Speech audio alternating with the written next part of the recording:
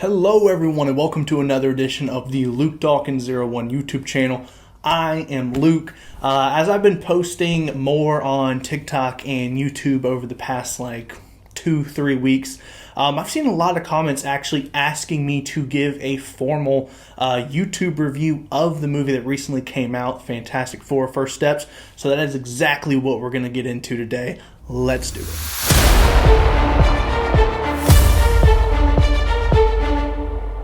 So, first and foremost, I do want to go ahead and jump into the good parts of the movie that I actually did find to be very enjoyable, or at least the bare minimum, very close to what I was hoping the Fantastic Four movie would be in and of itself.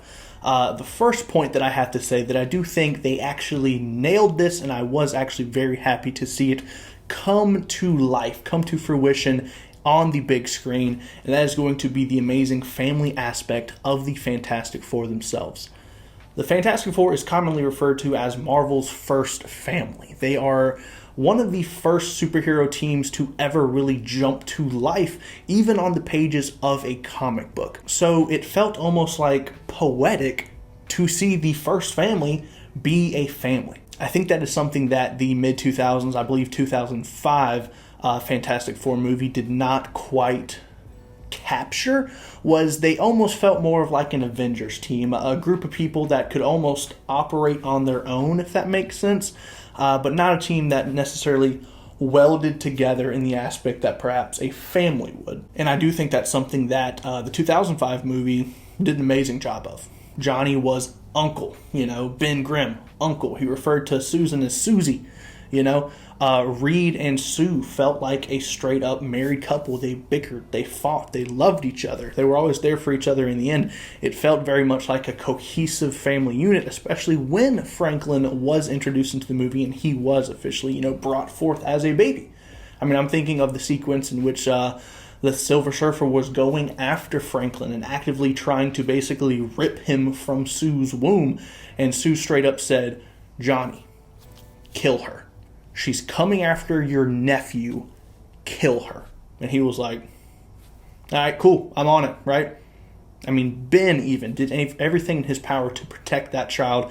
There was no instance of doubt from Ben Grimm or Johnny Storm in the protection of their nephew as they thought of him as, especially with Johnny actually being his blood uncle. It was immediate, this is my family. We're going to do everything in our power to protect them. And I think that's something that they nailed. Another instance where I felt this movie did hit the nail on the head with was the world building. I mean, that's something that we saw from the jump in this movie. The movie started off with a montage kind of giving you this almost kind of origin story, almost kind of backstory to the Fantastic Four. The Fantastic Four, like I said, is one of the oldest comic book families to ever exist. Everyone knows their origin. If you don't, maybe go watch the 2005 movie. They jumped a little bit more into the origin, so to speak. So we didn't really get the origin as much because we didn't need it. But what we did get and receive tenfold was the world building. They jumped into it from the rip. They painted this world in which the mere presence of the Fantastic Four brought about almost this utopian level community, right? Yes, there's still villains. Yes, there's still fights going on. But it's very much, you can look at everything going on and it's like, wow, this is almost what I feel like we should be striving for as a community, as a group of people, as humans. We should be striving for this sort of utopian peace that the Fantastic Four movie seems to have brought to the forefront of the movie. I mean, even think to when Galactus was even presented as a threat in this movie, when Silver Surfer was even presented as a threat. The residents of this world, they had no doubt in their mind that the Fantastic Four was going to handle it. When the Fantastic Four returned home from space, even though they absolutely lost, in a sense, even though they were absolutely battered, and even though they absolutely barely escaped with their lives, barely escaped with Franklin's life, as soon as they landed, the entire community was like, "How'd you defeat him? What'd you do? We're so happy you're back," right? So I think the world building in and of itself was perhaps one of the best things I have seen a Marvel movie do in terms of just setting everything up in a way that arguably makes just cohesive sense. Another thing that I did love about this movie, and I was actually very happy that they did it because superhero movies in general have a tendency of doing this, especially when there is a comic book counterpart that they are adapting, and that is they dramatically downplay or nerf whatever hero, villain, whatever it is that they are adapting. Normally in the comic books, they are 10, 20, a million times stronger than how they are properly portrayed in the movie, which I think is honestly sometimes just a big downer, especially when as a fan of the Hulk, seeing the Hulk start off as this awesome raging monster like he was in the Avengers movie and then slowly just turned into whatever the heck he is now. I have been personally attacked by this weird strategy that superhero movies have a way of doing. But anyway, what I felt like they did a good job was they did not downplay Franklin Richards. Yes, he's just a baby in this movie. They could always downplay him in the future. But I'm more so speaking about his mere existence is what sparked Galactus' curiosity. His mere existence is what made the Silver Surfer go to him. His mere existence triggered Galactus to go, I will spare your planet if you just give me him. Galactus, who immediately in this movie, as soon as you see him physically just towering in his spaceship and towering over the Fantastic Four, he's portrayed rightfully so as this awe-inspiring character, as this character who's literally larger than life. And for him to even be like, that child right there, that child is special. That child's crazy. That child can literally cure me of the one thing that I am incapable of doing for myself. This child is the answer to all of my problems. If for those of you who don't know, Franklin Richards in the comics is easily one of the most powerful people in the Marvel Comics universe. He's up there with beings like the Beyonder, God Emperor Doom, arguably some characters even maybe like the Living Tribunal. He's a complete and total powerhouse. People put him in the same conversation as Scarlet Witch, Jean Grey, Phoenix Force, Legion. He is a amazing character, probably more powerful than the three that I just mentioned as well. So for them not to downplay him as just some other superhuman being or even superpowered being, it was really cool to see. It was really cool to see the premise of the movie almost revolving around this child, Franklin. And the final good thing that I will be going over in this video before I jump into the things about this movie that I perhaps did not like as much is going to be the design of Galactus as well as the Thing. Now, I've already kind of spoken to Galactus and some at this point. His design was pretty much spot on. The only complaint that I have seen regarding Galactus, even in an online forum, has been his size. People wanted him to be bigger, which, I mean, I get. He is, of course, a gigantic creature, a gigantic being, but I feel like once you get into that stuff, perhaps it is a little bit nitpicky. He was still towering over buildings. He jumped into the ocean and, he was still taller than most buildings. I don't have as much of a gripe with his size as perhaps other people do. I think, depending on which depiction of Galactus you're looking at in Marvel Comics, he can either be, just as tall as he was in the movie, or perhaps he can be large enough where he can literally swallow worlds whole. It's kind of up to the iteration, I suppose. But in terms of just his design, I did like it. I like that they didn't shy away from the purple aesthetic of him. It maybe doesn't jump out at you on screen, but if you look at him, he is indeed purple, armored, which I did enjoy. His eyes, how they would glow at times, but how his pupils were like that almost rectangular feeling in shape. I did really like that.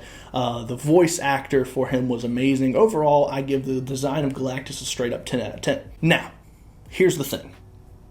His design was pretty good too. I mean, I think that is one of my biggest gripes with the Marvel fan base community. When the Thing debuted, so to speak, appearance-wise on the trailer, there were many people who were like, ooh, I don't like that. Ooh, I like Michael Chiklis's The Thing better. And you know what? You're completely entitled to your opinion. However, as someone who does put the look of comic books and comic book accuracy, one of the foremost thoughts in my mind when I am viewing a movie like this, I did prefer Eben Moss's The Thing. He had that really strong, really hovering brow, which is pretty much consistent throughout the Thing's entire comic book run. You look at the earliest iteration of the Thing, early iterations even, and he has that giant hovering brow. I think they made him honestly look pretty much as perfect as I could have hoped for. So overall, like I said, Galactus 10 out of 10, and truthfully, even The Thing, 10 out of 10 design. Loved it. Now, let's move on to parts of this movie that I did not enjoy as much, and the first thing that comes to my mind, if you were to ask me, Luke, what's a good superhero movie look like? I'd be like, oh, well, it's a movie that has depth, it has emotion, but most of this movie needs to involve some sort of action. I don't want to feel like I'm sitting through something and waiting for the action sequences to occur. I think about things like Silver Surfer, Avengers. Those movies had intermittent points of action leading up to the giant battle, whatever it may be, at the end. Fantastic Four, the first steps, did not do that whatsoever. They had 2 action sequences throughout that entire movie. Now, to be fair, the first of those 2 action sequences was phenomenal. I'm referring to when the Fantastic Four are on the ship, they are leaving the ship, they are fighting the Silver Surfer, they go into space, they go into light speed mode, and boom, here comes Silver Surfer. Now they're fighting her outside of a black hole. She is surfing the black hole, essentially. She's surfing everything around. She's surfing space itself. That was one of the coolest parts of the movie, visually wise and action sequence wise. And unfortunately, I do feel like that scene gets overshadowed by the fact that it's a slow movie. Like I said, there's 2 action sequences throughout the entire thing. The first one was great.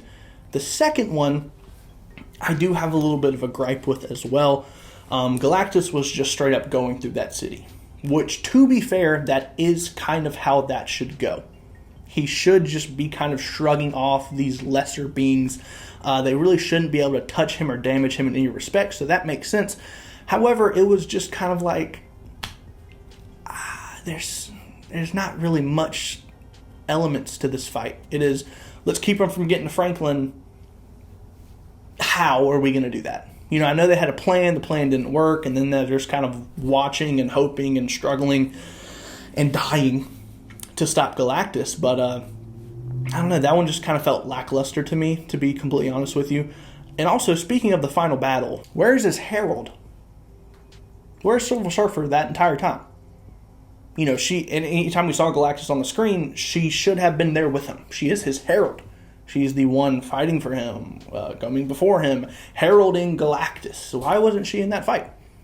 And I guess the truthful answer is if she was in that fight, it would be even more hopeless and even more pointless of a fight. But still, if honestly, maybe even the inclusion of Silver Surfer would have added an element to that fight where, okay, maybe they can't beat Galactus, but maybe they can beat Silver Surfer. And, I know, of course, the reason she wasn't in that fight is because it was later revealed she was having mental anguish over the actions that she has been and is currently doing. So I understand that. But again, 2 action sequences in an entire superhuman film, that just doesn't sit right with me. My next gripe with this film does in fact come in the form of the actor who portrayed Mr. Fantastic, and that is going to be Pedro Pascal. Now, before I actually jump into this, I want to say I think he did a fine job. And I do not align myself with the community that just absolutely lost their minds over his performance in a bad way, or truthfully even in a good way, because I feel like the community is oddly enough split, whereas I find myself more in the middle. Pedro played a great version, a great piece of Mr. Fantastic's character, in that he is the extremely intelligent, sometimes tortured soul of the Fantastic Four. His intellect was the main revolution of his character. Everything about Pedro revolved around Mr. Reed Richards' intellect, and he did have a rather awesome quote in the movie where he basically said, "I'm the smartest person on the earth. I'm the guy that people turn to for the answers. In order to do that, I have to invite all of the bad, all of the evil, all of the what-if possibilities into my mind. I'm the person that has to wrestle with those. No one else does." That was great. I will say, he portrayed that component of Mr. Fantastic's character to a T. It was great. However, that being said, he essentially did make Reed Richards a one-trick pony in that regard. The hyperfixation was his intelligence. That was as much depth to the character as Pedro brought. If you look at someone like Johan, I believe that's how you say his name, who did portray Mr. Fantastic in 2005, he had charisma, he had humor. There were aspects of his character beyond just, oh, I'm smart.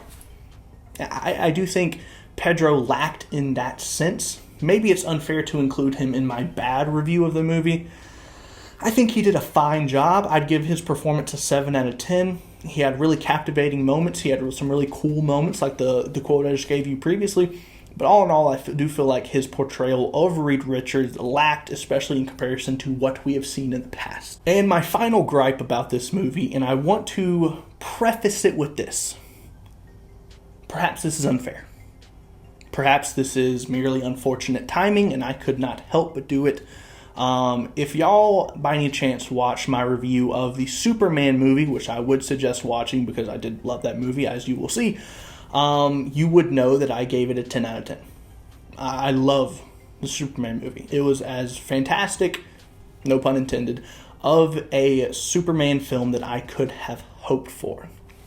One of the things in that video that I said nailed it, could not have asked for anything better, was the pacing. What I mean by that is Superman the movie, the pacing felt like I was reading a comic book.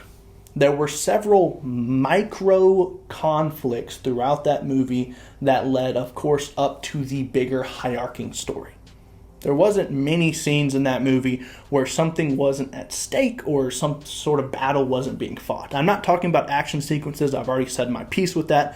I'm more so talking about the pace of the movie. And like I said, maybe it's unfair of me to compare Superman to the Fantastic Four. They are two completely different families, or at least characters. They're completely different universes, completely different directors. Anything that could be different about them other than the fact that the superhero movie was different about it. However, it was tough for me, after leaving the movie theater of Superman not too many days ago, to watch the Fantastic Four, in which I felt like the pacing suffered. I feel like a lot of that movie was purely dialogue. And I feel like there were scenes that were drawn out, and I feel like there were scenes that were just kind of like choppy. It was a weird mixture of things that they sat in and they talked about and they talked about and they talked about for a long time. And then there were other scenes where it was just like pop, pop, pop, pop, pop, pop, pop. Like, for example, and to be fair, maybe there wasn't much they could have done about this, but when they were constructing those devices in order to essentially teleport Earth to another dimension, not another dimension necessarily, but another space, whatever, there wasn't much lead up to that. It was, hey, we're going to do this, and everyone was just like, okay, we're done. That felt like it could have been a little bit more go into that, but whatever. One thing that I did see about this movie that people have complained about that I guess I do agree with, and it does kind of align with what I'm talking about here, the movie should have been longer. You add 30 more minutes to that movie, maybe put some things here and there in to properly break up the pacing in a better way, I could be talking about a completely different thing right now. I could be talking about the pacing as a good component of this movie, but unfortunately, I just feel like the pacing and I guess technically the length of the movie is something that suffered and brought it down to me. So, now that I have talked about the good and the bad, I guess it's time for me to officially reveal my overall out of 10 review of this movie. Obviously, I'm not a movie critic. I am just someone who enjoys comic books, comic book movies, superheroes. I'm basically just a nerd who's talking to you about a movie right now. But in my very fan view rating of this movie, I would give it a 7.5 out of 10. Now, to be completely honest with you, as I'm walking out of the movie theater, I gave it a 6. I feel at this point now that was a bit unfair. I feel like that was just the movie disappointing me a little bit is what brought it down enough. But now that I have had, 2 to 3 weeks to sit on this movie, reflect on it, pick out the stuff that I really liked about it, reflect more on the things that I didn't like about it as much, I do think a fair rating to me, maybe not for you, but to me is a 7.5 out of 10. But that is all that I have for today. You guys, please, I'm very curious about your thoughts about this movie as well. I do feel like there is some division about this movie. I feel like there's people who are putting it all the way down here or all the way up here. I find myself to be more in the middle ground, to be fair. I want to know your opinions about it. Did you like it? What didn't you like about it? What did you like about it? So feel free to drop those in the comments. Thank you guys so much for watching, and as always, I will see you guys next time.